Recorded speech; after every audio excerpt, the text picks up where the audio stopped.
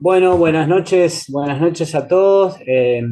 Gracias por estar a todos los participantes. Primero, queremos dar la bienvenida, bien, a nuestros colegas de Sudamérica, latinoamericanos. En este caso, estamos muy contentos con esta alianza que hemos llevado a cabo con la Fundación Venezolana de Insuficiencia Cardíaca, quien preside el doctor Carlos Delgado, nos acompaña en esta mesa, quien va a coordinar los próximos temas.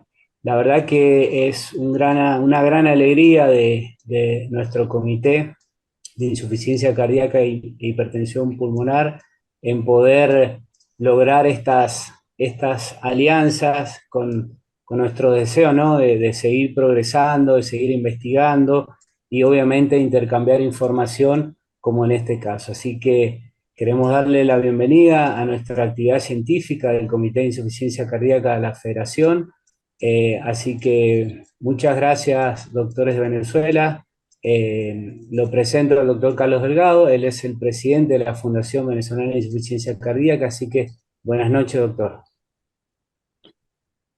Buenas noches, Cristian. De verdad que para nosotros es un placer esta recién creada alianza científica y académica.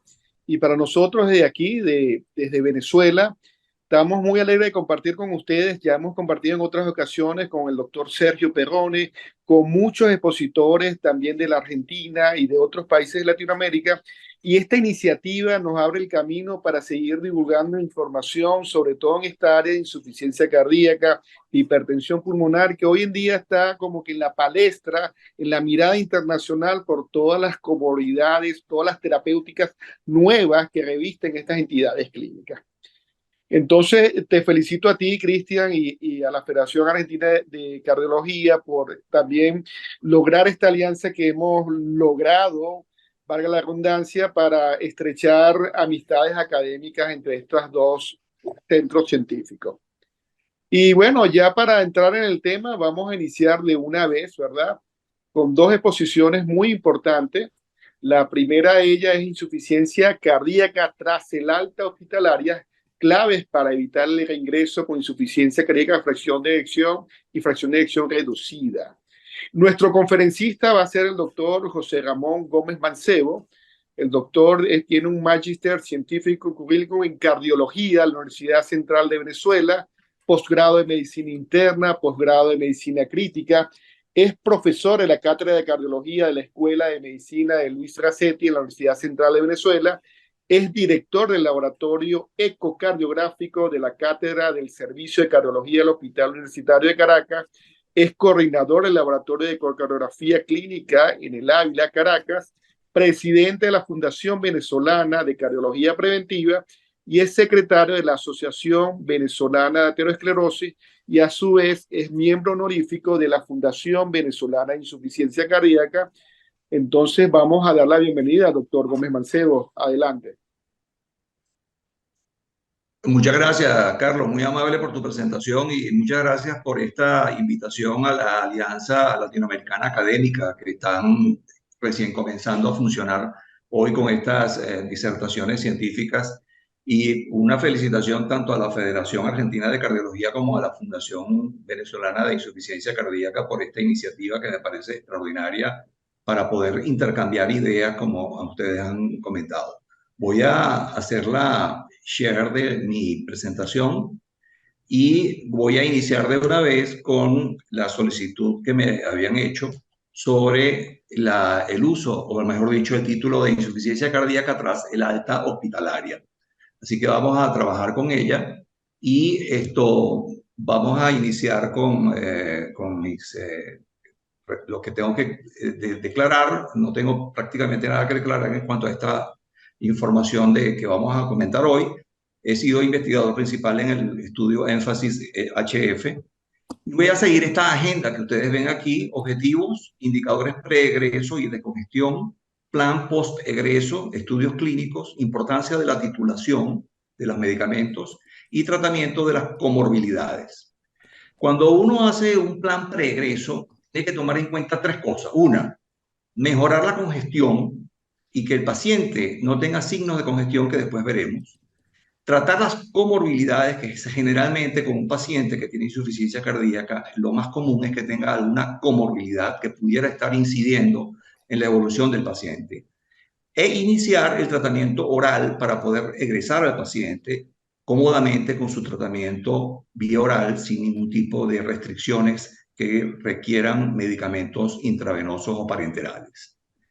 ¿Cuáles son los indicadores de una buena respuesta a la terapia inicial que debe considerarse antes del egreso del paciente? Porque es básico que el paciente antes de egresar esté bien descongestionado.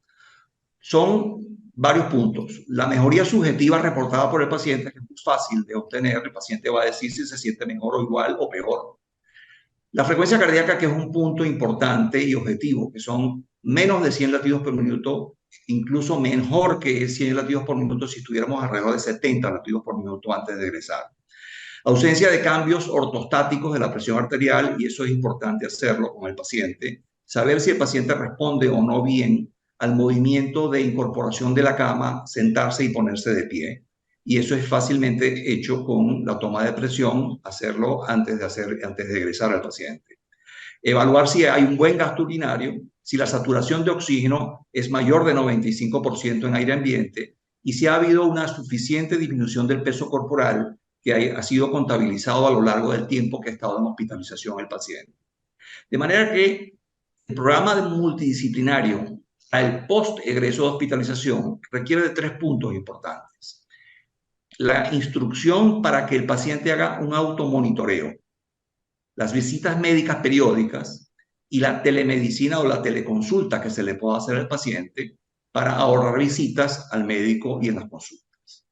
¿Qué es el automonitoreo del paciente? Bueno, es la instrucción que uno debe darle al paciente de cómo debe hacerse el chequeo después de haber egresado de la hospitalización en su casa. Debe hacerse un chequeo del peso de manera regular. Lo recomendable es que se haga la toma de peso en la mañana al levantarse. Después, constatar que el paciente tiene una adherencia al tratamiento, que el paciente entienda cuáles son las indicaciones que se le dieron, porque muchas veces uno piensa que el paciente ha entendido el tratamiento que se le coloca en el récipe y realmente hay que explicárselo con muchísima claridad para evitar confusiones. Entonces, la adherencia al tratamiento es básica. Si el paciente no lo hace, el paciente no va a tener un buen rendimiento y una buena evolución. Debe haber un cumplimiento del plan indicado de ejercicio físico. Todo paciente, pacientes con insuficiencia cardíaca, pero todo paciente, y el paciente con insuficiencia cardíaca no es excepción, debe seguir un plan de actividad física. Siempre es muy útil y está demostrada su eficacia para la evolución de los pacientes. Y por último, el cumplimiento de la dieta de restricción de sodio y de líquidos que el paciente debe cumplir de acuerdo a las indicaciones y de acuerdo a la severidad de la insuficiencia cardíaca que el paciente pueda tener. El segundo punto son las visitas médicas periódicas. Recomienda que la primera visita de seguimiento posterior a la hospitalización sea entre la primera y la segunda semana después del egreso. Pero al mismo tiempo, en ese sitio, en esa evaluación, debe incluirse el interrogatorio y el examen físico para saber cuáles son los síntomas que pueda tener el paciente y si hay algún signo de insuficiencia cardíaca. Deben, por supuesto, tomarse los signos vitales, frecuencia cardíaca, presión arterial, el peso, e incluir la saturación de oxígeno. Y hacer un laboratorio que incluya función renal, electrolitos de suero, hematología, función hepática y péptidos natriuréticos, que nos va a permitir compararlos con los últimos péptidos natriuréticos que se obtuvieron antes del egreso. El paciente con síntomas mínimos, entonces compararemos esos péptidos natriuréticos con ese egreso a ver si ha habido alguna modificación. Por supuesto, será de gran alerta que el péptido natriurético sea mayor que la última vez que se ha tomado antes del egreso. Quiere decir que el paciente está volviendo a descompensarse y es importante tener en cuenta ese punto. Debe revisarse las indicaciones farmacológicas y si hay algún tipo de modificación, indicárselo y explicárselo al paciente. Y por supuesto, evaluar efectos adversos de los medicamentos que se han indicado para el egreso del paciente. El tercer punto importante es la telemedicina y teleconsulta, que no voy a tocar porque el doctor Terrone va a tocar ese punto específicamente y sabemos que eso ayuda perfectamente a mantener la calidad del cuidado y minimiza la frecuencia de las visitas clínicas, pero eso lo vamos a dejar para que el doctor Terrone lo amplíe con toda su capacidad ya demostrada previamente. Vamos a hacer detalles de la congestión, porque es un punto muy importante, es un punto álgido en un paciente con insuficiencia cardíaca que está hospitalizado y que está a punto de egresar. Los factores de riesgo se deben evaluar antes del egreso por insuficiencia cardíaca. Tienen que tener en cuenta los factores clínicos, evaluar si el paciente bajó de la clase funcional 3-4 de la New York Heart Association a 1-2. Saber si el paciente ha tenido hospitalizaciones en los últimos 6 meses por la insuficiencia cardíaca y saber si el paciente tiene una presión arterial sistólica menos de 90 milímetros de mercurio y o signos de hipoperfusión, que es lo que podríamos decir el perfil frío del paciente con insuficiencia cardíaca. Dentro de esos factores de riesgo que hablan de congestión están los relacionados con el tratamiento. Si se ha suspendido el tratamiento óptimo, si hay alguna intolerancia a medicamentos para insuficiencia cardíaca o si ha requerido dosis altas de diuréticos que nos están indicando que debe haber congestión adicional. Los exámenes de laboratorio deben evaluar la función renal si está alterada, el trastorno electrolítico que pudiera estar presente y los niveles elevados de péptido natriurético o la presencia de anemia. Todos ellos indican factor de riesgo de congestión en el paciente que va a egresar por insuficiencia cardíaca. El electrocardiograma y la imagen es muy importante y aquí tendremos que evaluar dentro del electrocardiograma el ancho del QRS, que si es más de 130 milisegundos, no tiene dispositivo de resincronización, hay que tenerlo en cuenta porque es posible que ese paciente lo requiera. Las arritmias ventriculares severas y malignas y la fracción de eyección menor del 20% también es un indicativo de factor de riesgo para mantener la congestión. La insuficiencia cardíaca moderada o severa y la presión arterial pulmonar elevada también nos indican que existe la posibilidad de que haya congestión permanente todavía. Y la dilatación de cava inferior mayor de 21 milímetros como un punto de corte también es importante tenerla en cuenta junto con los signos de congestión pulmonar. El último punto que nos indica que hay factores de riesgo para congestión antes del egreso del paciente son las comorbilidades no tratadas. La diabetes, la cardiopatía valvular, la enfermedad arterial coronaria crónica, la fibrilación auricular, la enfermedad pulmonar y la fragilidad que tomaremos en cuenta para el final de la conferencia. Tenemos que recordar también que existen medicamentos que no tienen ningún beneficio o que pueden incluso ser dañinos en los pacientes con insuficiencia cardíaca. Y como recordatorio, los antihipertensivos. Ven ustedes que están colocados los calcioantagonistas tipo dihidropiridinas, como la amlodipina y la ofilodipina, que no tienen ningún beneficio en pacientes con insuficiencia cardíaca, con un clase de recomendación 3 y un nivel de evidencia A, sin beneficio. Sin embargo, si el paciente está en insuficiencia cardíaca y la respuesta de hipertensión todavía no ha sido controlada, el uso de amlodipina o felodipina perfectamente puede indicarse, ya que no va a hacer un daño adicional, sino va a controlar la presión arterial. No ocurre lo mismo con los calcioantagonistas no dihidropiridinas, como el diltiazem y el verapamil, que están totalmente contraindicados porque esos sí producen un daño directo.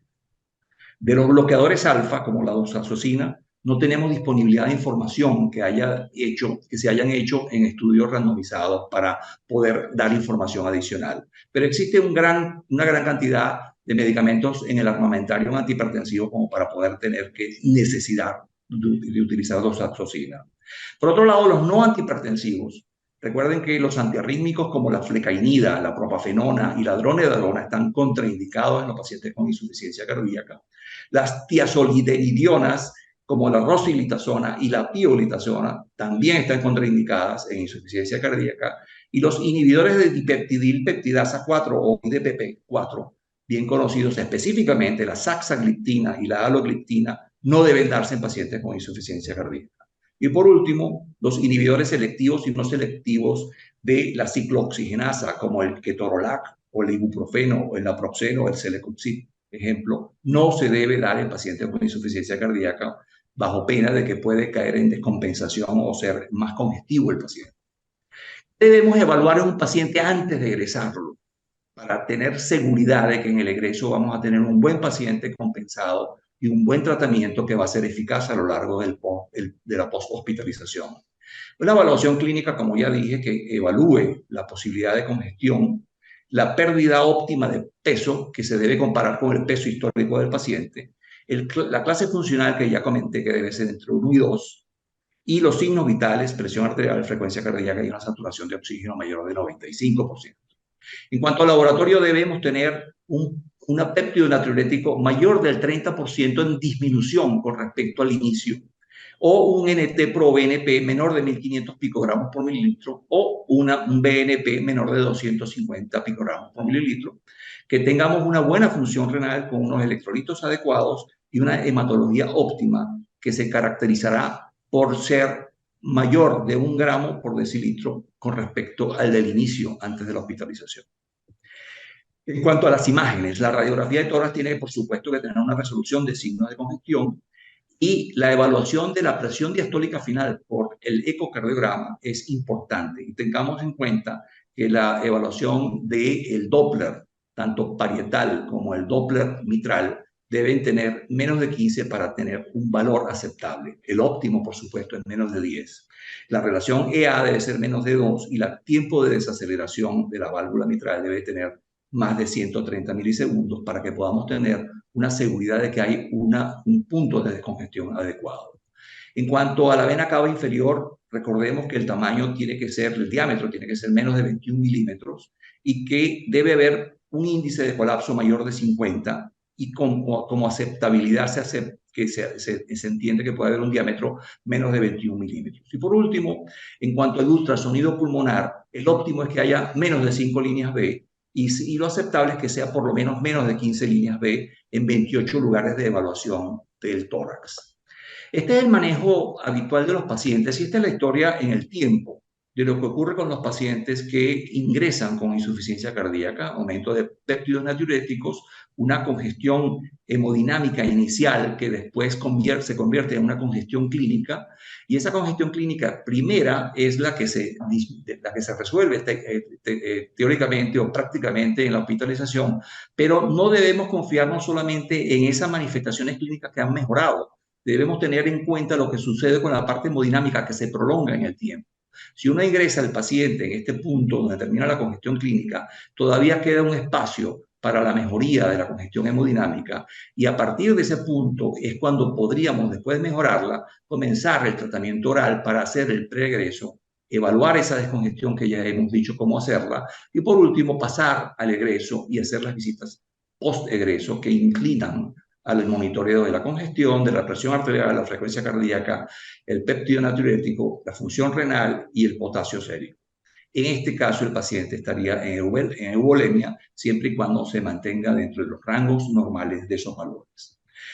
¿Cuáles son los determinantes de la mejor evolución del post-egreso? Cuando se hace una mejoría de la congestión y optimización del tratamiento y un seguimiento regular, la evolución, el perfil de evolución es esta de la curva azul. Un post-egreso adecuado con un riesgo de eventos menor cada vez. Si no se hace la mejoría de la congestión, la optimización del tratamiento o el seguimiento regular, ocurre las crisis de insuficiencia cardíaca en forma cíclica, la rehospitalización y el empeoramiento en el tiempo del paciente. De manera que es importante tener en cuenta estos 3 puntos para la mejor evolución post-egreso. Hay muchos estudios clínicos desde hace aproximadamente unos 4 o 6 años para acá, ha habido muchísimos más, pero tenemos muchos que tienen que ver con el uso del medicamento tanto en la fase post-egreso inmediata como en la fase crónica. Sin embargo, a pesar de que estos fueron estudiados para ese momento, existen indicios en los estudios que dicen que se podrían utilizar y hacen efecto previamente antes de ya pasar al paciente en el egreso. De manera que se podrían iniciar durante el tiempo de hospitalización para tratar de ir optimizando el tratamiento y la dosificación al paciente con insuficiencia cardíaca. El ejemplo son, por ejemplo, en el SOL, que es un estudio conocido y antiguo, que puso el enalapril en el efecto excelente para los pacientes con insuficiencia cardíaca. Los estudios de SOLV indicaron que ya hubo efectos importantes a los 30 días y no al seguimiento en el tiempo que hubo con el SOLV completo. Los pacientes que estuvieron en Copérnicos tuvieron mejoría a partir del día 14 y hasta el día 21, ya el inicio del tratamiento era suficientemente evidente el beneficio de esos pacientes. En los estudios con espironolactona y eplerenona, que se utilizaron para pacientes con insuficiencia cardíaca en forma crónica, egresados ambulatorios, ya con la espironolactona a los 19 días había efecto adecuado, y con la eplerenona en el énfasis hubo efecto ya a partir del 7º día de tratamiento. Por otro lado, los estudios evidenciaron el uso de sacubitril/valsartán, como fue el paradigma que fue utilizado en pacientes ambulatorios. Fueron evaluados también con el Pioneer HF en pacientes antes del egreso, y definitivamente el efecto sobre la disminución del NT-proBNP en hospitalización indica que el paciente que puede recibir el medicamento ya debería recibirlo antes del egreso. En cuanto a los estudios que hablan de dapagliflozina y empagliflozina, tenemos varios estudios de ellos y todos indican que la empagliflozina actúa prácticamente a los 12 días de inicio del tratamiento, y en el Emperor Preserve también actúa muy rápido a los 18 días. Para evaluar la respuesta y la tolerancia en el momento de que el paciente todavía está hospitalizado antes del egreso, se hizo el EMPA-Response HF, que se utilizó la empagliflozina y fue bien tolerada y fue evidenciada su eficacia aparte de su tolerabilidad.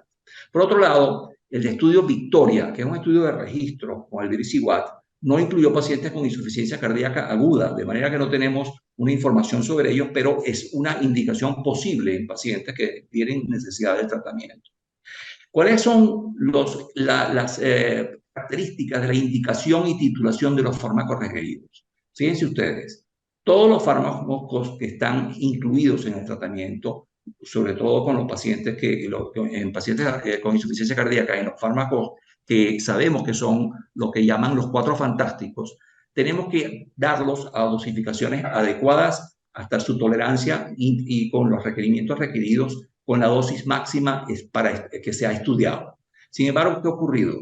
Ha ocurrido, por ejemplo, que en el Vericiguat, en el estudio Victoria, que como les dije previamente, fue un estudio de registro, se encontró que ese registro entre pacientes de Estados Unidos y Canadá había una falta de prescripción tanto de inhibidores de enzima convertidora o de bloqueadores de receptores de angiotensina, que llegó al 33%. Es decir, 1 de cada 3 pacientes no recibía medicamentos indicados. Los beta bloqueadores, 1 de cada 4 pacientes no recibía el beta bloqueador indicado. Los bloqueadores del receptor de mineralocorticoides, más de la mitad de los pacientes no lo recibían. Y los ARNI, que para ese momento ya estaban en uso, el 89% de los pacientes en ese registro Victoria no recibieron ARNI. De manera que eso es una causa para que el paciente en el post-egreso no mejore y se congestione de nuevo, porque no se está utilizando el medicamento adecuadamente, no se está indicando el medicamento adecuadamente. Por otro lado, existe y se indica cuál es la eficacia y seguridad de la titulación de los fármacos de insuficiencia cardíaca hasta la dosis objetivo, porque existe en la práctica médica la observación de que hay poca seguridad en cuanto a la elevación del tratamiento en dosis hasta la dosis óptima que se ha estudiado en los grandes estudios randomizados.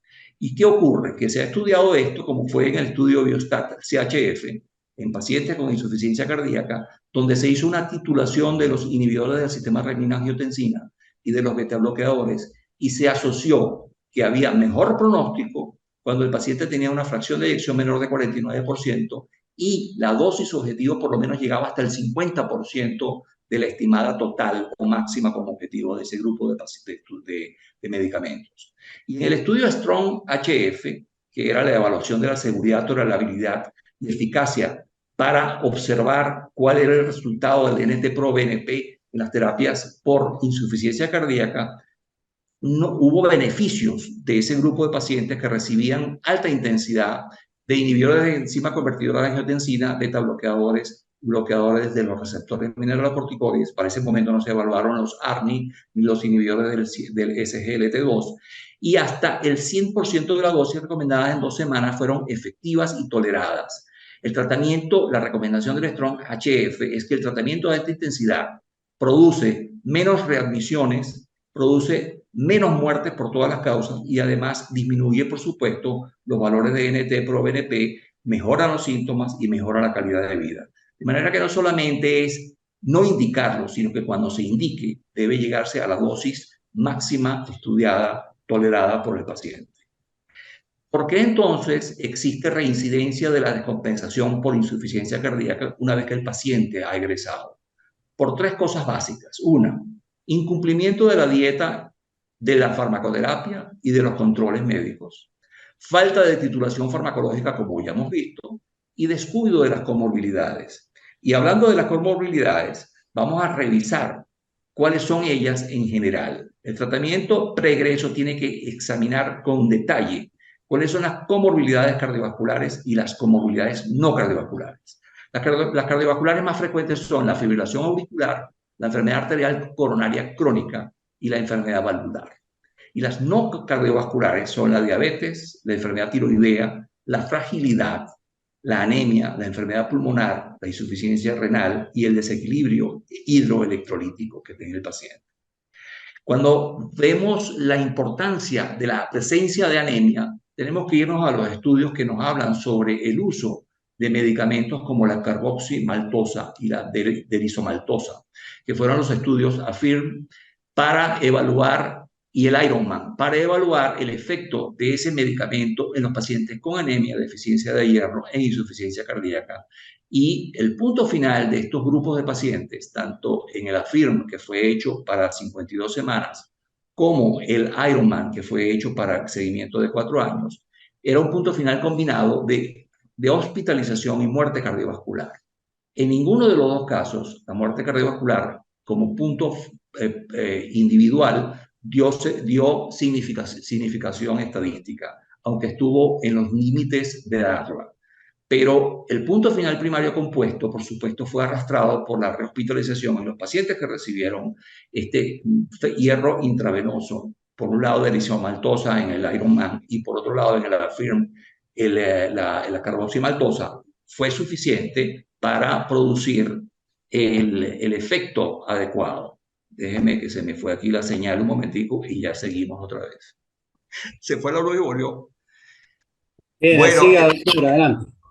Seguimos, que ya lo que me queda es muy poquito ya. Bueno, lo que les decía de la eficacia del uso de hierro intravenoso con las modificaciones que hemos hablado. Y por último, vamos a hablar de lo que es la fragilidad, que es un punto importante y que a veces con relativa frecuencia se olvida. Existe el paciente con insuficiencia cardíaca que al mismo tiempo tiene fragilidad y es difícil el tratamiento de este grupo de pacientes. Tenemos que tener en cuenta lo que han dicho los estudiosos de la fragilidad. Tener en cuenta los dominios que son la clínica, el dominio psicocognitivo, el dominio funcional y el dominio social. En el dominio clínico tenemos que tener en cuenta las comorbilidades y la pérdida de peso y las caídas. Lo que está en asterisco son situaciones que se pueden mejorar. En el psicocognitivo, el daño cognitivo, la demencia y la depresión. La depresión se puede mejorar. Y en el lado funcional está la disminución de las actividades diarias que se pueden mejorar, la movilidad baja o nula y el balance de corporal. En el caso del área o el dominio social, el vivir solo, que se puede perfectamente mejorar, el apoyo no social y la institucionalización de la situación del paciente que está en estado de fragilidad. Conclusiones. La evolución post-hospitalaria depende en gran medida de la calidad del egreso del paciente con insuficiencia cardíaca. Los controles post-egreso son básicos en el mantenimiento de la compensación del paciente con insuficiencia cardíaca. El tratamiento de las comorbilidades asociadas a la insuficiencia cardíaca contribuye a la estabilización del cuadro clínico.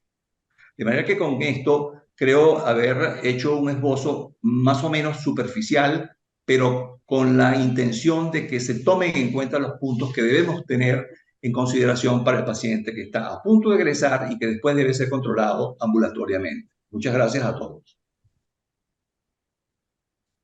Bueno, perfecto, doctor. Muchísimas gracias, doctor Gómez. No sé si el doctor Delgado quiere hacer algún... De verdad que sí, más que superficial, hizo énfasis en los puntos que queríamos, los tips que debemos tomar en relación al paciente que está egresando con IC, porque muchas veces nos abocamos solamente la atención cuando el paciente está hospitalizado y nos olvidamos qué va a seguir de ese paciente, el paciente de forma, el rutinario, el día a día, el paciente post alta médica como tal, ¿eh? Bueno, de todos modos van a venir las preguntas y las inserciones con los panelistas, pero si te parece, Cristian, vamos a continuar contigo para que presentes al doctor Perrone. Perfecto, muchas gracias, doctor. Gracias, doctor Gómez, por la excelente charla. A continuación vamos a continuar eh, con el doctor Sergio Perrone, quizás, bueno, conocidos por toda la mesa. El doctor Perrone es reconocido especialista cardiólogo en insuficiencia cardíaca, quien es codirector de la Diplomatura Superior Universitaria de Insuficiencia Cardíaca de la Universidad Católica de Argentina. Trabaja en la división de trasplante del Hospital Crucé, es director de la revista Insuficiencia Cardíaca, bueno, tiene muchos cargos. Así que Sergio nos va a hablar qué esperamos para el futuro de la insuficiencia cardíaca, sobre todo enfocada en lo que es el telemonitoreo. Adelante, Sergio, y muchas gracias por participar. Bueno, muchísimas gracias. La verdad que muy contento en poder compartir y en forma práctica convivir con otra sociedad latinoamericana que se encarga de la insuficiencia cardíaca. Soy, creo que, no sé, Chacín quizás se acuerda, pero tengo un nombramiento ahí en la fundación porque fui uno de los primeros que impulsó y que quiso que las sociedades latinoamericanas tuvieran grupos de insuficiencia cardíaca. No sé si ya está compartiendo la pantalla. Hola, ¿están viendo la pantalla? Sí, la ¿Sí? Sí, pantalla, Sergio, sí, Sí, sí, adelante. doctor, sí se ve la pantalla. Perfecto. excelente. En primer lugar, creo que voy a resumir en un poco slide lo que acaba de presentar el colega en una forma tan excelente. Estos son mis conflictos de intereses. Básicamente, no tengo muchos conflictos de intereses. Mi conflicto principal radica en mis pacientes, ¿sí? Uno se siente responsable por la salud de los pacientes. Y la insuficiencia cardíaca no solo sobrecarga el corazón de nuestros pacientes, sino que también sobrecarga nuestro trabajo. Y nuestro trabajo hoy en día debe ser lo más intenso posible como para que nuestros pacientes tengan una buena calidad de vida y una buena sobrevida. Y rescaté esta frase de la Organización Mundial de la Salud del año 2003, en que menciona que a través de las enfermedades, la adherencia de los pacientes a las indicaciones médicas, no solo a los tratamientos medicamentosos, sino a las indicaciones médicas en general, como les acaba de describir el colega, es el único y más importante factor modificable para mejorar el devenir de nuestros pacientes con insuficiencia cardíaca. Nombrar los Cuatro Fantásticos, a veces ponen cuatro animes, nombrando a los Cuatro Fantásticos. Para mí los Cuatro Fantásticos son estos cuatro muchachos, que ya no son tan muchachos y algunos ya no están con nosotros, que beta bloqueantes, ARNIs, X inhibidores, IRB, antagonistas de los receptores mineralocorticoides y últimamente los inhibidores de la CLGT2, se han compuesto en un pilar del tratamiento de la insuficiencia cardíaca, a la cual podemos agregar otras medicaciones como la ibabradina, los diuréticos, los anticoagulantes, el digital, la amiodarona, y seguramente me estoy olvidando de alguno. Pero como les comentó el colega recién, además de estos cuatro fantásticos y además de esas otras drogas que podemos agregar en el tratamiento de nuestro paciente, las dosis recomendadas, las máximas toleradas, el tratamiento y la prevención de las comorbilidades y las vacunaciones, la alimentación, la actividad física, el apoyo social y el cumplimiento de las indicaciones médicas son una base fundamental para el tratamiento crónico de los pacientes con insuficiencia cardíaca. Bueno, entonces yo pensaba, bueno, ¿qué más les podemos brindar hoy en día y en un futuro no muy lejano a los pacientes con insuficiencia cardíaca? ¿Nos va a ayudar algo el machine learning, el aprendizaje automático de las máquinas? ¿Cuál deberá ser nuestra actitud ante el advenimiento de la inteligencia artificial y de los chats inteligentes? Hay muchos dispositivos hoy en día al alcance de nuestras manos. Electrocardiogramas ambulatorios, holters ambulatorios, implantables que duran hasta 2 o 3 años, monitores de presión arterial, de peso, de temperatura, relojes inteligentes que, unidos a nuestros teléfonos que ya son parte de nuestra vida cotidiana, son de suma utilidad. Varias empresas tienen Omron, Apple, Xiaomi, aplicaciones. Esta aplicación MedM Health uno le puede ingresar muchísimos datos de nuestra salud, niveles de colesterol, niveles de anticoagulación, niveles de glucemia. Incluso, ya les voy a mostrar, hay aparatos de glucemia que pueden monitorearse en forma ambulatoria. Aquí hay uno que es de Abbott, otro que es de Laboratorios Roche, que fíjense la pequeña diferencia que hay en estos dos dispositivos. Uno de ellos, el de Abbott, el paciente tiene que pasarse sobre un chip que tiene sobre la piel para que registre el nivel de glucemia que tiene. El de Roche, aproximadamente 200 veces durante el día, controla sus niveles de glucemia. Y eso es sumamente importante para nuestros pacientes con insuficiencia cardíaca, sobre todo en aquellos diabéticos que tienen que controlar adecuadamente su glucemia para evitar complicaciones. Marcapasos que pueden ser monitoreados, sensores de presión pulmonar, desfibriladores implantables, resincronizadores, también pueden controlarse periódicamente o diariamente o continuamente, que es lo que uno más desearía en nuestros pacientes. También hay dispositivos más avanzados que ayudan a los pacientes con insuficiencia cardíaca, algunos de asistencia ventricular externa, otros implantables como este Aortix, que es bastante interesante, todavía no ha sido aprobado, pero es bastante interesante, se coloca en la aorta y es una bombita de flujo continuo.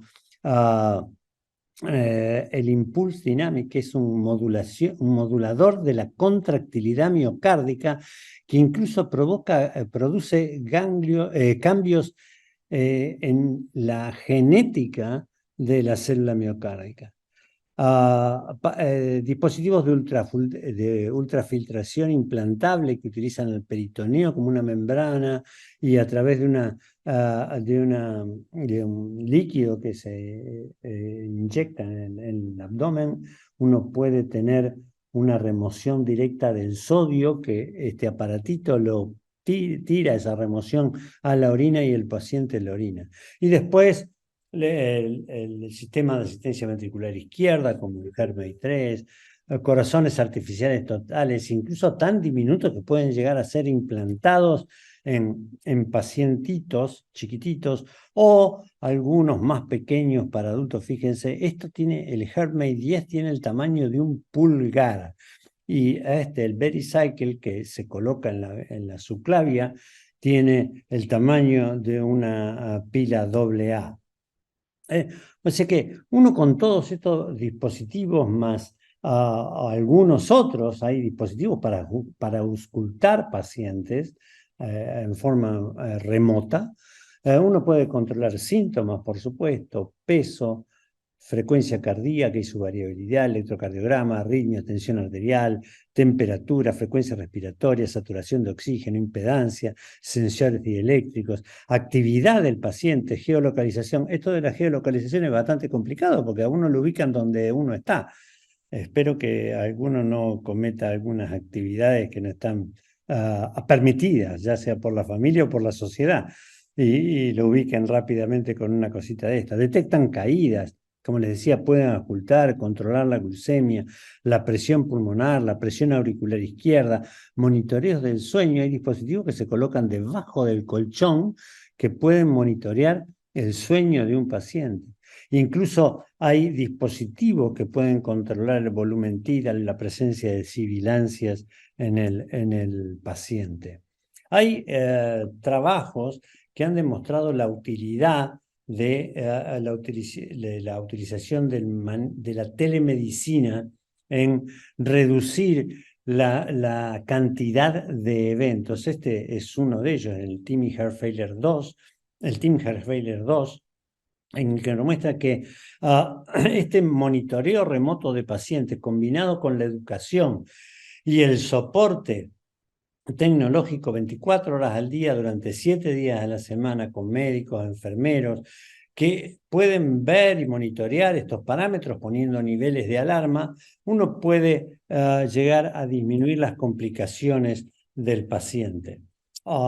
Este otro es fácilmente, hoy en día hay algunos relojes que detectan la fibrilación auricular de los pacientes. E incluso hay algunos dispositivos que son implantables, que pueden detectar arritmias de todo tipo en un paciente y comunicarla directamente a un centro de monitoreo donde pueden prevenir así complicaciones que suceden al alta del paciente.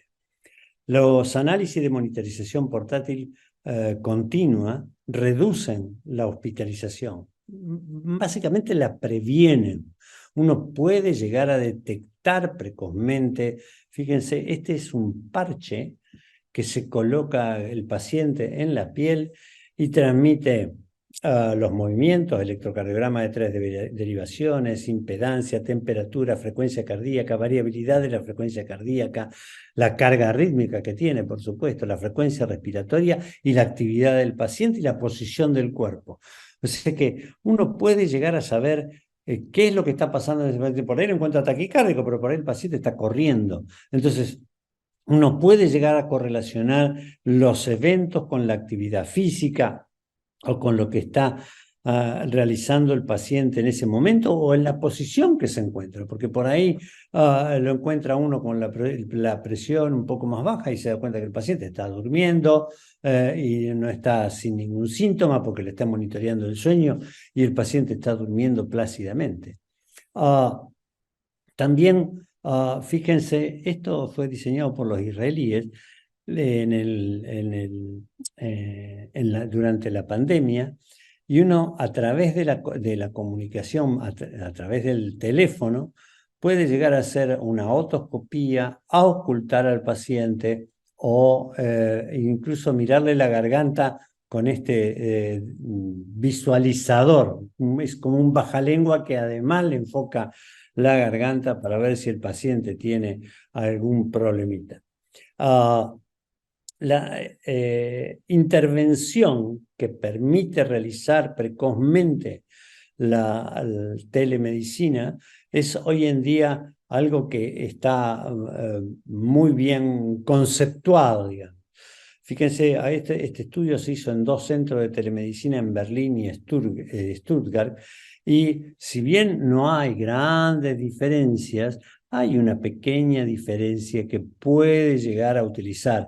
Ellos controlaban muy pocas cosas: electrocardiograma, presión arterial, peso corporal, vía Bluetooth, y estos datos eran transmitidos por vía central a servidores centrales y les permitía un sistema de llamadas para encontrarse con el cardiólogo o tener una cita con el cardiólogo. Este es otro parchecito que ven acá, que parece una estrellita, que se coloca en el paciente y junto con un reloj permite controlar varios parámetros y monitorizar a nuestro paciente en forma remota. Esto fue demostrado en un estudio que es el HF Evolution, ¿sí? Está diseñada para un uso duradero y repetido. La batería dura 5 días, pero se puede cambiar la batería, por supuesto. Se empareja con los datos a través de una aplicación que se derivan a la nube. Tiene memoria de almacenamiento por si el paciente en algún momento no tiene conexión por internet. O sea que son bastante útiles, pues controla presión de pulso, la saturación de oxígeno, frecuencia cardíaca, frecuencia respiratoria, resistencias vasculares, electrocardiograma de una derivación, variabilidad de la frecuencia cardíaca, presión arterial media, temperatura de la piel. Sé que uno puede llegar a usar estos dispositivos que cada día hay más dispositivos y cada vez están más disponibles. Fíjense, estos son solo 3 de los últimos resultados favorables dirigidos a ver la utilidad de la monitorización remota en estos pacientes con insuficiencia cardíaca. Los pueden encontrar en internet. Todos hablan de los beneficios que estos procedimientos llevan a sus pacientes con insuficiencia cardíaca.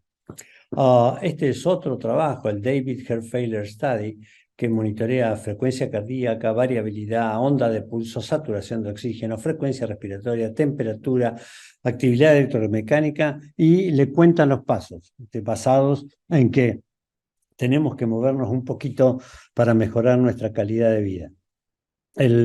El trabajo es bastante interesante y se está ampliando ahora este trabajo, dada los beneficios que se observaron.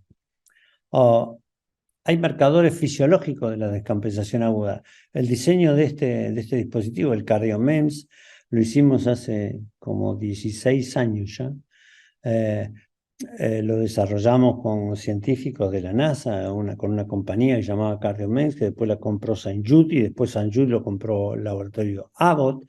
Pero uno puede detectar con 1 semana a 10 días, y quizá a veces un poco más, de anticipación, que el paciente suyo se va a descompensar. Usted tiene diariamente, el paciente se debe acostar en esta almohada que ven acá al costadito, se acuesta ahí 18 segundos y eso transmite las presiones pulmonares. Eso hace que usted, cuando ve 3 o 4 días de incremento de la presión pulmonar de su paciente en la mañana, en reposo, dice, bueno, este paciente se me puede descompensar, tengo que ver qué pasó. Y como les comentó el colega recién, son muy fáciles de detectar las causas de descompensación, una fibrilación auricular, una alteración en la medicación, una alteración en la dieta impartida o alguna comorbilidad. O sea, quizá con un simple llamado usted puede prevenir esa descompensación que indefectiblemente, de no ser controlada, lo llevan a una internación. También se está desarrollando ahora, lo está haciendo una colega canadiense, Annick Duchamp, que va a estar en un congreso en noviembre en nuestro Summit de Insuficiencia Cardíaca, es para demostrar que el paciente mismo podría llegar a controlar sus presiones pulmonares, a ver cómo están sus presiones pulmonares y de acuerdo a ello, basado en indicaciones médicas previas, prevenir esa descompensación. O sea que el paciente se autocontrolaría. Y esto es bastante interesante porque ayuda muchísimo. El estudio se llama Self-Yes Heart Failure y piensa incorporar 150 participantes. Le digo, bastante interesante porque incluye la educación de la que hablaba nuestro colega hace unos minutos de nuestro paciente previo al alta.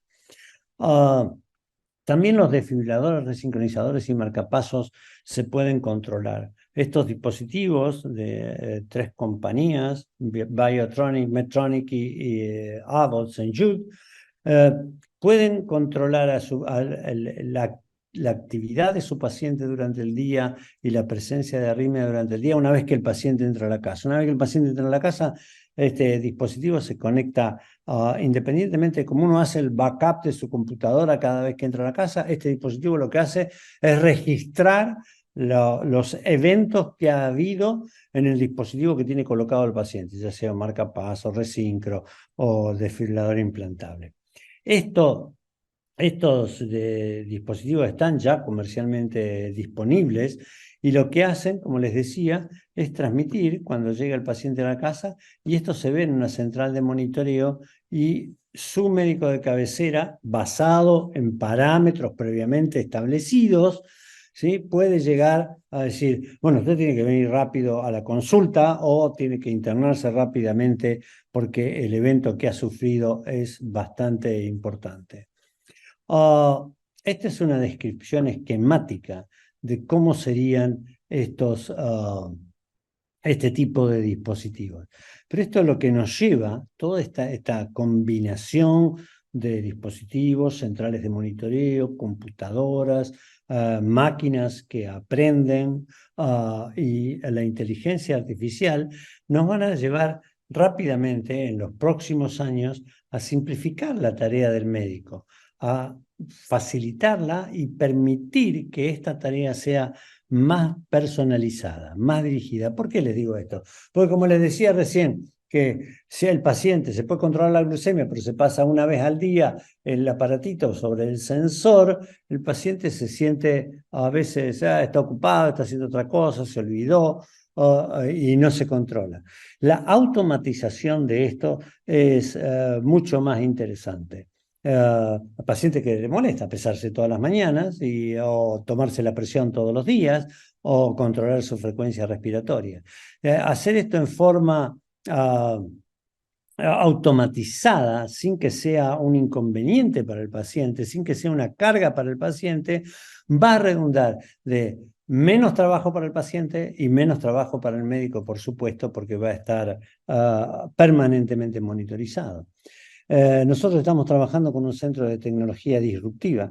No sé si todos saben lo que es la tecnología disruptiva, pero seguramente todos ustedes tienen al costado de su computadora ahora mientras están mirando su teléfono. El teléfono es el mejor ejemplo de tecnología disruptiva. ¿Para qué es el teléfono? El teléfono es para hablar por teléfono. No, pero usted dice, mi teléfono yo saco fotos, filmo, tengo aplicaciones para jugar, tengo aplicaciones para saber cómo están los resultados de los partidos, de fútbol o de rugby o de tenis, tengo aplicaciones, miles de aplicaciones que le brinda su teléfono. Todo eso que no es hablar por teléfono es lo que uno llama tecnología disruptiva. Y nosotros estamos trabajando en ropa que sea tecnología disruptiva, que use tecnología disruptiva, que además de vestirnos, nos pueda brindar otras cosas. Y aquí hay, como pueden ver, sensores que se aplican sobre la piel e incluso que se pueden utilizar, como utilizan este muchacho o esta linda señorita que ven aquí, y que permiten que uno pueda monitorear muchísimos parámetros de los que hemos hablado. El problema básicamente radica en que estos monitoreos quizá no sean todavía muy útiles para pacientes que necesitan de hospitalización en el domicilio, porque aquí los cuidados requieren de que haya personal de salud al lado del paciente. Entonces, usted va a poder facilitar, por ejemplo, pero puede poner un técnico o una enfermera al costado del paciente y el paciente estar monitorizado como si tuviera una sala de cuidado intensivo, ¿sí? Sin necesidad de que el paciente esté en la unidad de cuidado intensivo, puede llegar a estar en su casa. Yo creo que la primera utilidad de este tipo de métodos va a ser básicamente para aquellos pacientes que requieren cuidados paliativos, pero creo que no van a tardar en llegar. Otra de las cosas que vamos a ver en el futuro y que ya algunos están utilizando es el chat inteligente, este chat GPT. El chat inteligente por el momento responde bárbaro consultas simples y comunes, ¿sí? Si usted al chat inteligente le pone que tiene un dolor de pecho de corta duración, que se irradia al brazo izquierdo y que le aparece cuando hace ejercicio, El chat inteligente le va a decir, hoy en día, usted tiene una angina de pecho, debería concurrir al cardiólogo, tiene que hacer esto y esto, ¿sí? Y el cardiólogo, una vez que lo evalúe, le va a poner que su paciente tiene tantos años, que tiene esto, que tiene lo otro, que tiene aquello, y ahí ya se le complica un poquitito el chat inteligente, porque no tiene toda la gama. La gama de información que maneja el chat inteligente está limitada a estudios clínicos. Y ustedes saben que los pacientes que concurren a los estudios, que ingresan a los estudios clínicos controlados, randomizados, doble ciego, que son los que nos gustan a todos, no son todos los pacientes que llegan a nuestra consulta diaria. La mayoría de los pacientes que llegan a nuestra consulta diaria son aquellos pacientes que están fuera de esos estudios clínicos. Y ahí es donde surge el arte de la medicina, de aplicar la utilidad, la guía que le brindaron, las guías que usted lee y esos trabajos científicos, randomizados, doble ciego, controlados. Con esa guía usted puede aplicarla a pacientes que no están incluidos dentro de ese grupo de personas. Pero ¿cómo pues se puede solucionar este pequeño inconveniente? Este pequeño inconveniente se puede solucionar en base a la inteligencia artificial. Y la inteligencia artificial nos plantea algunos problemas, tiene algunos pros y algunos contras, ¿sí? Y lo que más nos interesa a nosotros los médicos es, bueno, para, buenísimo que sea útil. Ahora, decime en qué carancho no nos va a servir. ¿Va a generar desocupación? ¿Nos vamos a decepcionar con esto de la inteligencia artificial? Miren si nos vamos a angustiar, nos vamos a aburrir, nos vamos a deprimir. ¿Va a cambiar nuestra forma de ser y de hacer en la sociedad? ¿Van a aparecer nuevas profesiones? ¿Los jóvenes lo adoptarán como adoptan a la PlayStation y va a ser algo natural para ellos? ¿Pueden manipular nuestras decisiones? ¿Es posible que, como dijo Elon Musk, es el mayor peligro para la humanidad? O lo que me dijo un joven, para este muchacho Elon Musk es un peligro para la humanidad porque no es un negocio de él. ¿Cuál va a ser el futuro de la aplicación de estos muchachos? Hoy en día, la inteligencia artificial hace que Carlos Gardel cante la cancioncita esa del Mundial, muchachos, donde alentábamos a nuestro país, o empresas multinacionales hacen selección o preselección de empleados en base a la inteligencia artificial, o hay robots que pintan cuadros, que componen poesías, e incluso hay un compositor que fue reconocido por la Sociedad Francesa de Autores Musicales, compositor electrónico, por supuesto, hecho con la inteligencia artificial. O sea que tiene algunas ventajas y algunas desventajas. La inteligencia artificial consta de dos pilares fundamentales. Uno, el deep learning, el aprendizaje profundo, y otra, la computación cognitiva. El aprendizaje se basa en la permanente actualización y del aprendizaje automático por las máquinas. Utiliza unas redes neuronales que son muy similares o tratan de ser muy similares al cerebro humano, tratando de generar predicciones automatizadas a partir de los datos que va ingresando, a través del reconocimiento visual, del habla, de la detección de objetos, de la invención de fármacos, de la genómica. Estos datos son procesados, ¿sí?, y acumulados en esa deep learning, en ese profundo aprendizaje que realizan las computadoras. Y la computación cognitiva utiliza algoritmos, trata de armar algoritmos que permitan que nosotros tengamos en nuestras manos lo mejor de ese procesado de las acumulación, de lo que ha acumulado mediante el aprendizaje profundo. Así nosotros vamos a necesitar, o sea, la inteligencia artificial necesita volumen, necesita cantidad de datos, imágenes, audios, videos, trabajos científicos escaneados, recetas médicas, referencias farmacéuticas, datos de la medicación, de su mecanismo de acción, de la forma de administración, datos demográficos, dónde vive el paciente. No es lo mismo un paciente que tiene los recursos como para vivir en un gran departamento que aquel paciente que vive en la pobreza. La velocidad en que se requiere esta información va a ser importante. Cuanto más en tiempo real uno la tenga, más actualizada va a estar la información.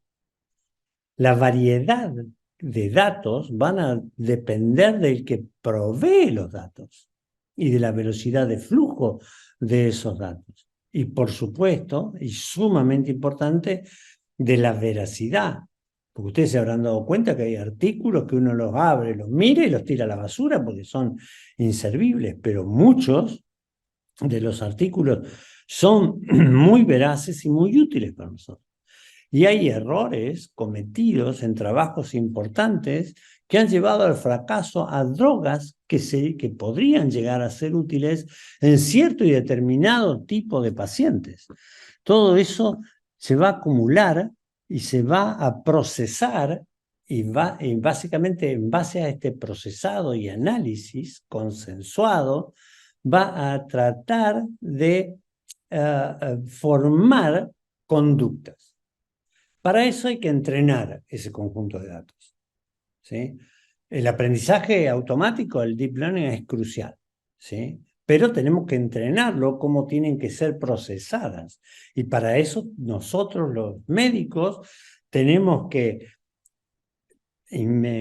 aportar datos, tenemos que procesar el lenguaje en el cual la máquina se debe expresar en base a lo que analiza y, como dicen los muchachos ahora, minar de información para que la máquina aprenda.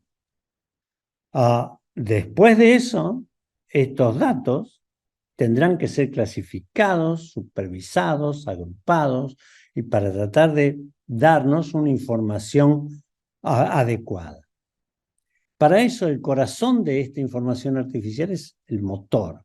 Y este motor está basado en datos de situación, datos demográficos, utilizando el conocimiento adquirido y aplicando los algoritmos que se han consensuado para trabajar con esa patología. Y eso nos va a permitir personalizar esa información para nuestros pacientes.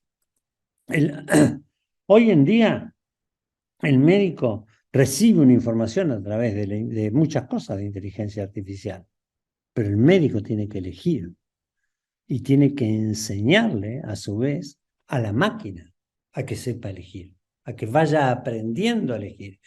Y cada vez la máquina va a ir aprendiendo casos más complicados o casos más particulares para un determinado proceso que se está desarrollando en un paciente. Hoy en día esta gran cantidad de datos permite reconocer imágenes, procesar el lenguaje y aportar nueva información. Hay múltiples idiomas en los que se ha desarrollado y la máquina cada vez aprende muchísimo más sobre estos idiomas y cómo expresarse en cada uno de estos idiomas para que sea bien comprendida la información que brinda. Y se disponen de alerta. Uno pone el parámetro y dice, yo quiero que este paciente no pase de 120 milímetros de mercurio de sistólica, de tensión arterial sistólica. Entonces, usted va a recibir un mensaje o un robot le va a enviar un mensaje a su teléfono o a su mail o una alarma en el dispositivo que tiene para tratar de alertarlo que su paciente ha superado esos umbrales que usted ha determinado como útiles para su paciente. Esto constituye todo un sistema de inteligencia artificial, todo un ecosistema que se necesita que sea lo más eficiente posible y que integre esos valores a la práctica médica. Para ello tenemos que estar el médico, el tecnólogo y los científicos que aporten los datos. Para ir concluyendo con respecto a esto y que no se me frustren, porque dicen, nos va a sacar el trabajo. No, no nos va a sacar el trabajo. ¿Por qué? Porque la inteligencia artificial va a requerir de esto que yo he remarcado acá en un circulito rojo, la utilización híbrida de ese aprendizaje. Una doctora de Tucumán, que dirige junto con el marido el Instituto de Tecnología Disruptiva en la ciudad de Tucumán, es la que le preguntó a la inteligencia artificial un día cuál era la fórmula de la vida. Y le respondió la inteligencia artificial cualquier cansada. Entonces ella le fue aportando datos a la inteligencia artificial para que determinara que la hipertensión arterial, en tanto valor, el riesgo de vida, el colesterol, que la falta de ejercicio, que la dieta, le fue aportando ciertas cosas y en base a eso la inteligencia artificial iba aportándole respuestas cada vez más complejas, pero cada vez más entendibles para el profesional que tiene que determinar qué es lo que tiene que hacer con su paciente. Todo esto nos va a ayudar a una medicina de más precisión. No nos va a inhabilitar, nos va a colaborar. Uno le va a poner la edad, el género, el origen étnico, los antecedentes familiares, la ubicación demográfica. Quizá muchos de los antecedentes familiares ya lo sepa. Más de uno de ustedes debe haber recibido un chiste de un médico o de una persona que pide una pizza. No, creo que no pidió una pizza. Creo que pidió salir con una empleada. ¿Sí? Y la inteligencia artificial le respondía que esa empleada tenía novio y que no era conveniente para él, pero él quería sacarla a cenar igual, pero no era conveniente, lo que le conviene es cenar solo. Entonces él llamó para pedir una pizza y la pizza le dijeron que no era, que no le convenía pedirla que llevaba siempre porque él estaba con el colesterol alto. Y él le dice, pero yo tomo medicación para el colesterol. Sí, pero de los registros que nosotros tenemos, figura que usted no compró la medicación hace un mes. Dice, bueno, lo que pasa es que yo la compré, pagué al contado. Y dice, ¿cómo pagó al contado si en el registro de su impuesto no figura que usted haya pagado esto al contado? Al final conocía absolutamente todos los datos del paciente y dijo, no quiero la pizza, ¿sí? Y se conformó con la pizza vegana. Esto nos va a permitir, todo esto, historial del tratamiento, signos vitales del paciente, síntomas del paciente, nos va a permitir utilizar esto para diagnosticar la enfermedad. Pues a veces es muy difícil. Los otros días estaba leyendo que en Madrid están desarrollando un sistema para detectar síndromes raros, para diagnosticar síndromes raros. Usted pone los síntomas y los hallazgos de su paciente y eso le ayuda a determinar una patología de las enfermedades poco frecuentes, que muchas veces ni nos acordamos o ni conocemos algunas de las enfermedades poco frecuentes que existen. Esto nos puede ayudar a implementar un plan terapéutico adecuado y personalizado para cada paciente. Por supuesto que para esto nosotros vamos a tener que ayudar a enriquecer, tenemos que ayudar al aprendimiento de la educación de la máquina. Reduciendo así, vamos a tener una menor carga, nos va a ayudar para una atención más precisa, ¿sí? Y el hecho de tener parámetros de signos vitales online nos va a ayudar a prevenir patologías o descompensaciones de los pacientes que requieran internación o que requieran un tratamiento más complejo y, por supuesto, más caro. Esta interacción que va a existir entre los parámetros, el envío y la respuesta automatizada hacia los pacientes se va a enriquecer cada vez más. Y a medida que se vaya enriqueciendo, más útil nos va a ser y nos va a obligar a enriquecerla cada vez más. No me quiero despedir sin esta frase de Maimónides, siglo XII después de Cristo. La medicina debe señalar lo beneficioso y alertará sobre lo dañino, pero no debe obligar a lo primero ni condenar a lo segundo. Yo creo que esto nos va a ser de muchísima utilidad y creo que la juventud, que yo quizá no lo vea, pero los más jóvenes van a tener muchísimos datos que nosotros hoy en día ignoramos y ellos van a tener un acceso a ello muchísimo más rápido y va a ser muchísimo más eficiente.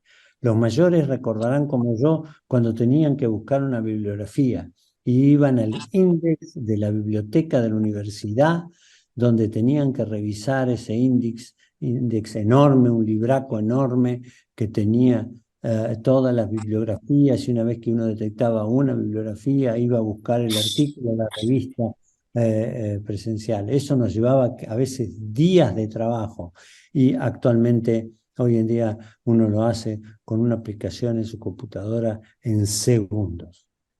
Bueno, no me quiero despedir sin invitarlos al 8º International Heart Failure Summit que hacemos con el doctor Alejandro Barballelata, con invitados internacionales de prestigio en lo que es insuficiencia cardíaca, hipertensión pulmonar y miocardiopatías. Muchísimas gracias.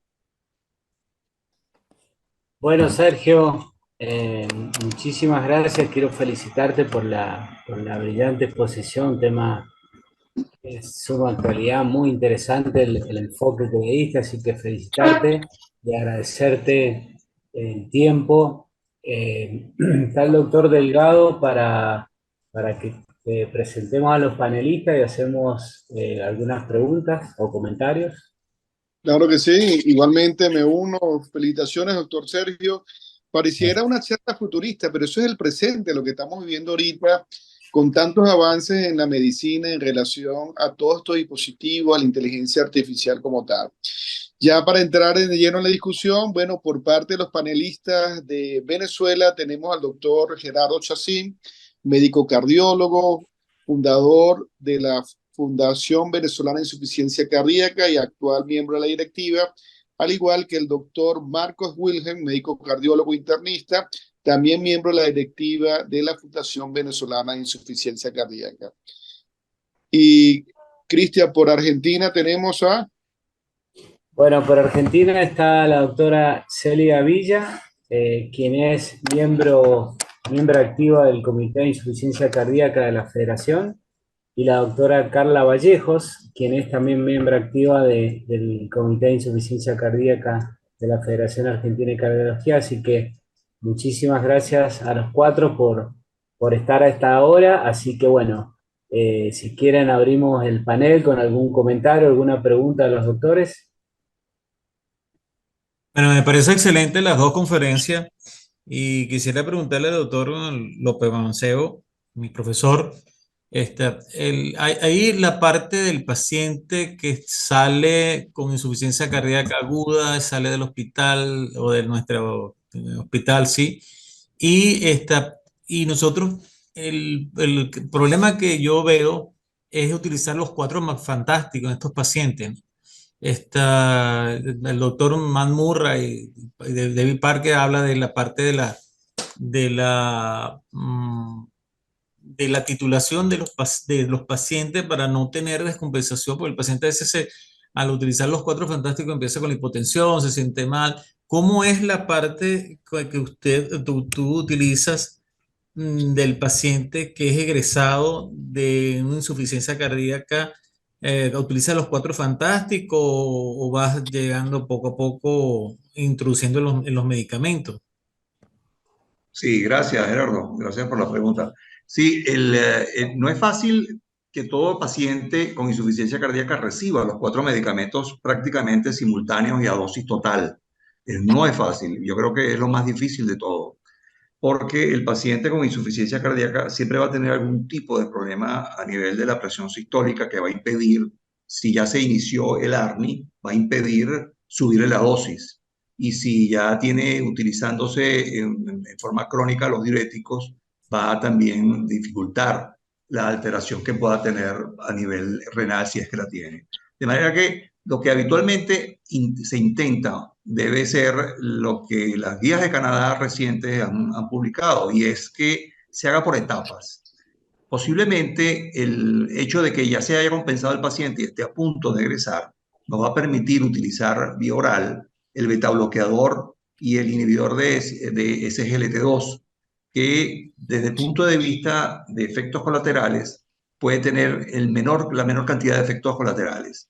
Y inmediatamente utilizar, una vez que se vea tolerada estos dos medicamentos, utilizar el ARNI y utilizar los bloqueadores de los receptores mineralocorticoides.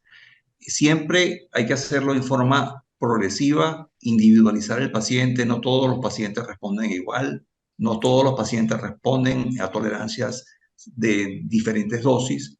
Es difícil, por ejemplo, con un ARNI llegar a las dosis que se utilizaron en el estudio inicial. Es difícil llegar a 200 miligramos 2 veces al día.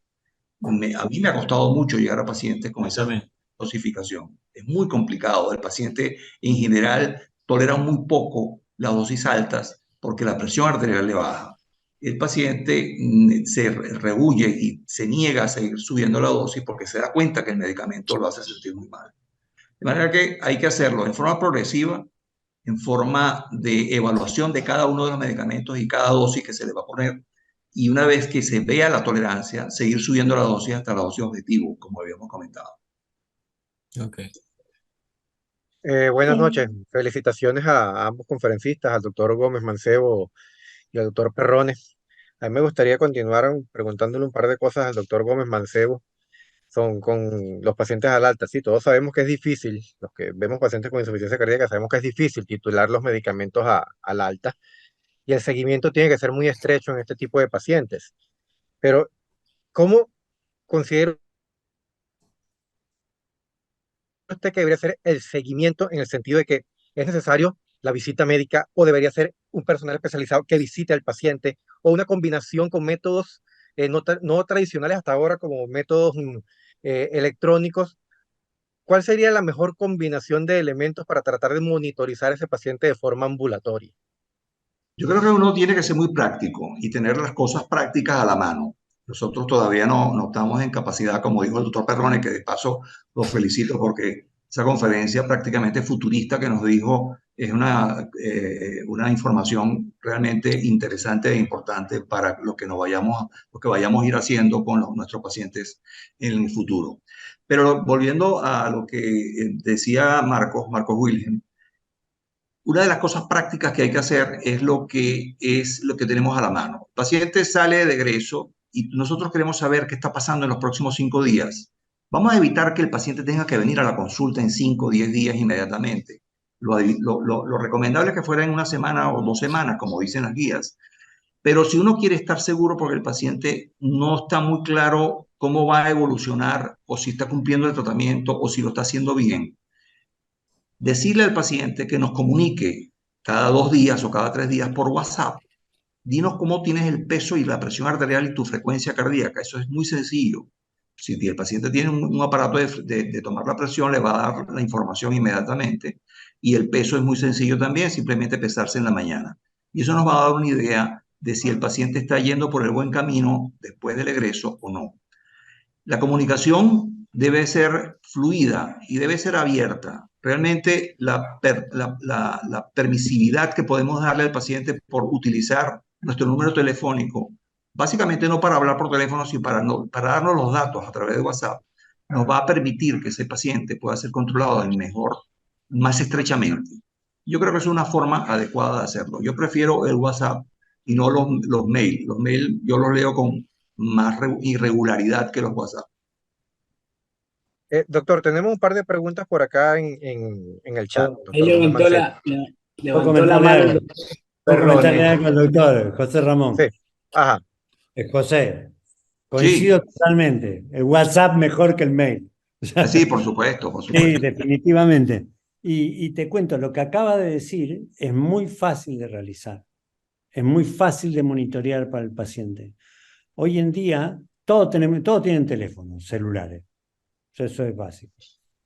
Hay tensiómetros, ¿sí?, que transmiten automáticamente por Bluetooth al teléfono Así es. el dato. Y si no, hay aplicaciones en el teléfono, si quieres después te doy las marcas comerciales, pero hay aplicaciones en el teléfono donde uno puede registrar sus datos manualmente. Pero hay algunos aparatos de presión te toman la presión y automáticamente te aparecen en el teléfono. O le pones sincronizar, hay algunos que lo archivan, aparatos de presión que la archivan, le pones sincronizar y te pasa los datos. Y tú le dices al paciente, si no te puede venir a ver porque es del interior y que tiene que venir a la capital para que te vea, qué sé yo, y da mucha vuelta, tú agarras y le dices, mire, a mí me manda todos estos datos, nosotros los pedimos que los manden los domingos o los lunes a la mañana, ¿sí?, de la acumulación de los datos de la semana. Y le decimos, hay una central de monitoreo que evalúa todos esos datos y te va haciendo la proyección de la evolución. Hay balanzas también que te toman la composición corporal, el agua corporal, la grasa corporal. Entonces, tú puedes seguirle el peso y le puedes seguir tranquilamente presión arterial y frecuencia cardíaca. Incluso estos aparatos de presión arterial detectan si el paciente está arrítmico, ¿sí? Y con esos dos parámetros, ¿sí?, tú por ahí te quedas tranquilo y le dices, bueno, vaya, me manda esto dentro de 4 o 5 días o 6 días o una semana, tú lo miras y le dices, bueno, venga la otra semana. O si ves alguna alteración grave, le adelanta la consulta, dice, no, mire, tiene que venir. Pero eso es sencillo, práctico, económico, no reporta muchísimo tiempo ni requiere tecnología muy sofisticada, ¿sí? Eso se puede hacer tranquilamente en cualquier centro médico, se puede llevar la monitorización de muchos pacientes y tener una persona que analice esos datos y reportarla con el médico de cabecera. Es relativamente bueno y facilita ese problema que a veces tenemos en que no podemos ver al paciente a la semana. Yo tenía un profesor, siempre me recuerdo, el doctor Tuero, en la facultad, que decía que la insuficiencia cardíaca requería, voy a decir una palabra que es bastante fuerte, requería para su tratamiento de horas culo silla.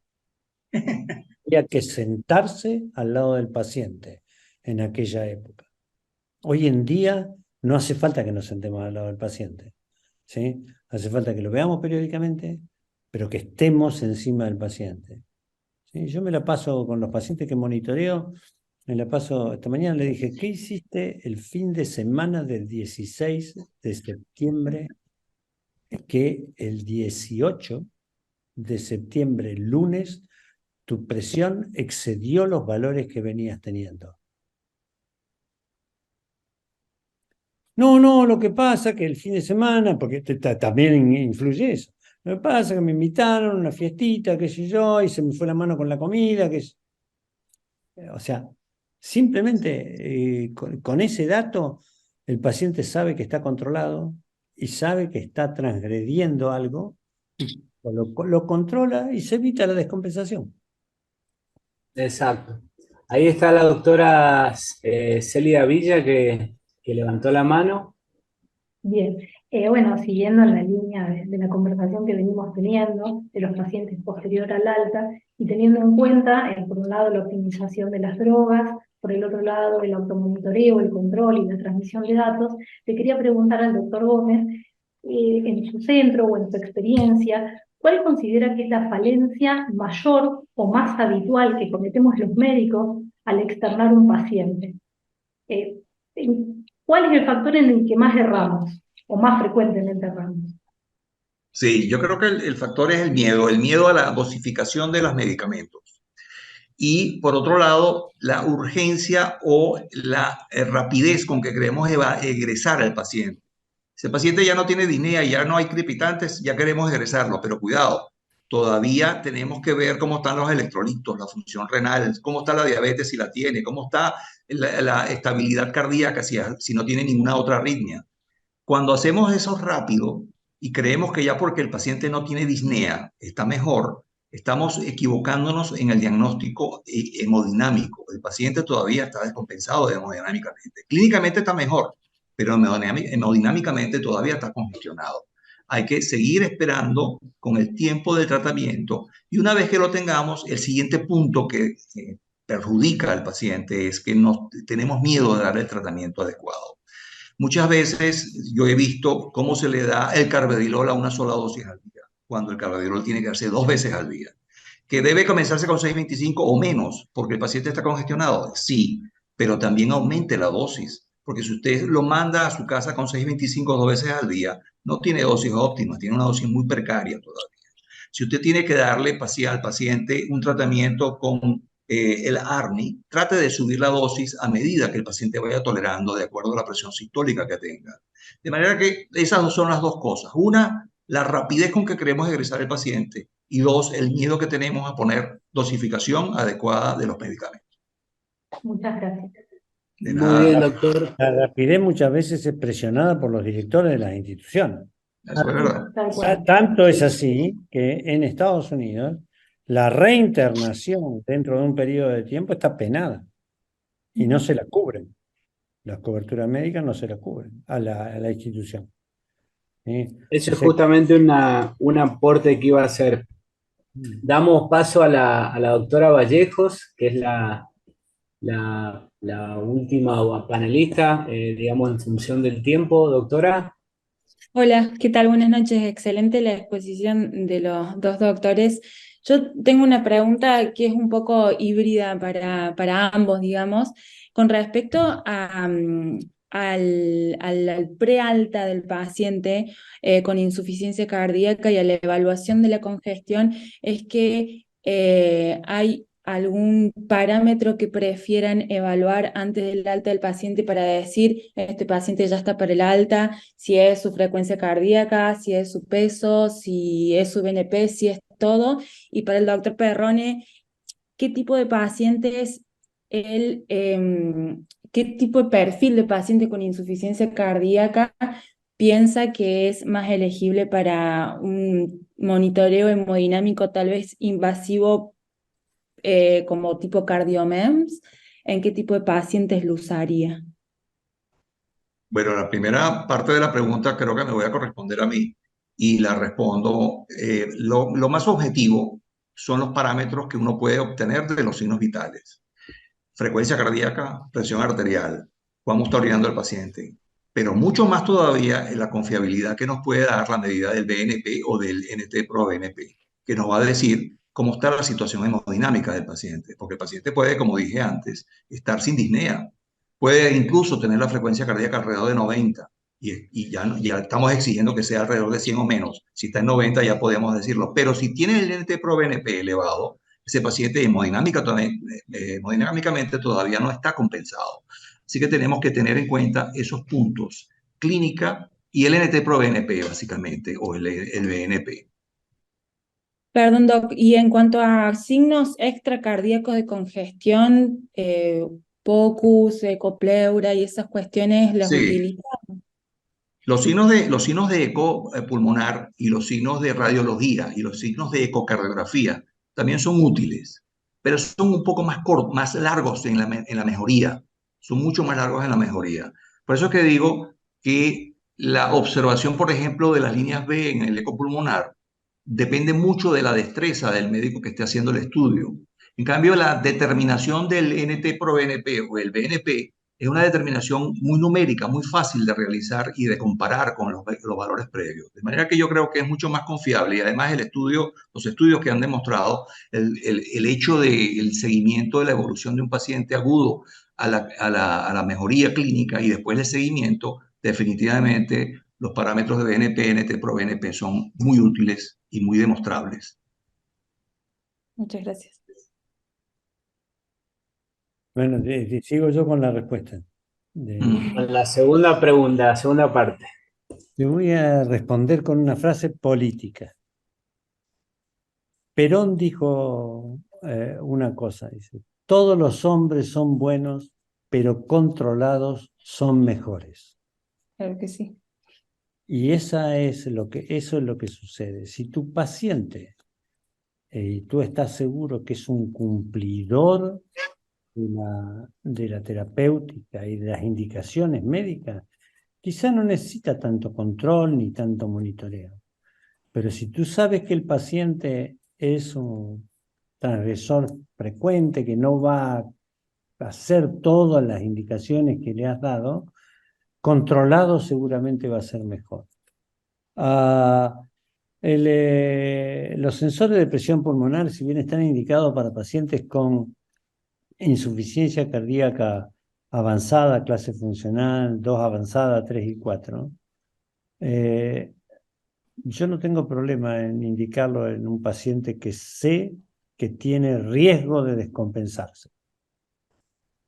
Así esté asintomático en el momento en que se lo colocamos. ¿Por qué te digo esto? Porque cada descompensación que ocurre en mi paciente me lo va a deteriorar más. Y yo lo que tengo que evitar, tengo que hacer, es prevenir descompensación. ¿Sí? Cuando el paciente viene descompensado, yo tengo un grafiquito, no lo mostré ahí, pero que cada vez que se descompensa un paciente se deteriora un poco más. Nunca vuelve al estado previo. Nunca vuelve a la misma función ventricular que tenía previamente. Entonces, yo lo acomodo, le doy el alta, pero si sé que el paciente es difícil, trato de controlarlo de cerca. Y si sé que me cuesta controlarlo de cerca por alguna razón, busco algún método de monitorizar. Y el más incumplidor es la frase que te decía de mi profesor, requiere de tiempo con el paciente. Y hoy en día el tiempo con el paciente puede ser presencial o virtual. Muchas veces el simple hecho. Yo siempre cuento la anécdota de una chica que tengo con un síndrome de Marfan que me llamaba 2x3 porque estaba hipertensa. Yo digo, mira, le digo, tiene un nombre muy particular. Él vive en San Luis, está lejos de acá. Y me agarra y me dice, doctor, tengo la presión alta. Y yo tomaba la presión, la tenía alta, me mandaba la foto de su tensiómetro. Digo, mira, escuchame una cosita, a ver, decime la marca del tensiómetro que tenés, tal. Bajate la aplicación tal y me vas a mandar todos los días los controles de presión. Pero todos los días, todas las veces que quieras te la tomas. Cuando te sentís mal, cuando te sentís bien, en cualquier momento te la tomas. Y me lo mandás. Tensiómetro registra frecuencia cardíaca, por si hay arritmia, y presión arterial. Y no le tuve que ni modificar el tratamiento. No le tuve que hacer absolutamente nada. Y yo te puedo mostrar los gráficos de evolución de esa chica y no volvió a tener pico hipertensivo. ¿Sabés lo que le brindaba el hecho de estar controlada? Tranquilidad. Porque era una chica muy ansiosa, se ponía nerviosa por algo, se tomaba la presión, la tenía alta. Entonces el hecho de sentirse controlada, ¿sí?, le brindaba tranquilidad y su presión arterial nunca tuvo más un pico de presión. O sea que Bueno, muchos los factores que intervienen en la indicación. Y como dijo José Ramón, cada paciente es un mundo. Por eso le va a costar trabajo a la inteligencia artificial terminar de reemplazar el arte de la medicina. ¿Sí? muy bien, Muchas Sergio. Muchas gracias a los panelistas. No sé si en función del tiempo, la verdad que hay preguntas en el chat. Un webinar sumamente interesante por la temática. No sé si el doctor Delgado quiere hacer algún último comentario. Sí, es muy interesante lo que estamos hablando y yo creo que esto da camino a otros continuación de este tipo de simposio porque hay mucho que discutir. Por parte del doctor Perón, lo que nosotros veíamos hace 10, 20 años de que era algo futurista, lo estamos viendo en el presente. Y parte de la presentación de él es a lo que vamos a tener como uso diario en la evaluación de un paciente cardiovascular, no solamente con insuficiencia cardíaca. Entonces tenemos que compaginar todas las medidas que nosotros podamos tener. Venimos en países que tenemos también deficiencias económicas y debemos saber poner el peso que vamos a titular el tratamiento ideal para cada paciente con insuficiencia cardíaca y cómo podemos monitorizarlo. Con monitoreos a distancia, por vía telefónica, con muchas cualidades que hoy en la actualidad pues contamos en nuestro país. Entonces, yo diría, Cristian, si estás de acuerdo a hacer un to be continued con este tipo de simposio y seguir hablando en relación a esto, porque realmente quedaron muchas preguntas mucho tema como debatir. Y quiero darle nuevamente las gracias al doctor Perrone. Como le decíamos anteriormente, el doctor Perrone fue uno de nuestros primeros invitados internacionales y médico homenajeado, y también médico que nos ha apoyado mucho en relación a la Fundación Venezolana de Insuficiencia Cardíaca, así como el doctor Gómez Mancebo y a todos nuestros panelistas. Excelente exposición, Cristian. Gracias por hacer posible este convenio institucional entre ambas entidades y esperemos seguir trabajando a la mano. Bueno, Carlos, la verdad que te agradezco las palabras. Sí, tal cual, considerar, viste, todo un trabajo en equipo para unir información, unir ideas. Así que bueno, están invitados a seguir participando en todos nuestros proyectos. Agradecerle al doctor José Ramón, a los panelistas de Venezuela, de Argentina, Sergio, y en función del tiempo, si te parece, Carlos, vamos culminando el webinar, ¿eh? De verdad que sí. Gracias a todos. Gracias. Y disfruten de las arepas. Bien, bueno, quedaron muy amables a todos y muy excelente fue la conversación del doctor Perrone. Muy bueno, muchas gracias. Muy linda. Muchas gracias. Quedaron algunas preguntitas en el chat, pido disculpas a los que preguntaron, pero bueno, en función del tiempo. Ya las seguiremos otro día, como dijo Así Carlos. será. En Islas Maravillas. Bueno, buenas noches a todos. Muchas gracias por el tiempo. Hasta luego. Chao, Carlos. Chao, muchas gracias. Chao, José. Hasta luego. Hasta luego. Chao.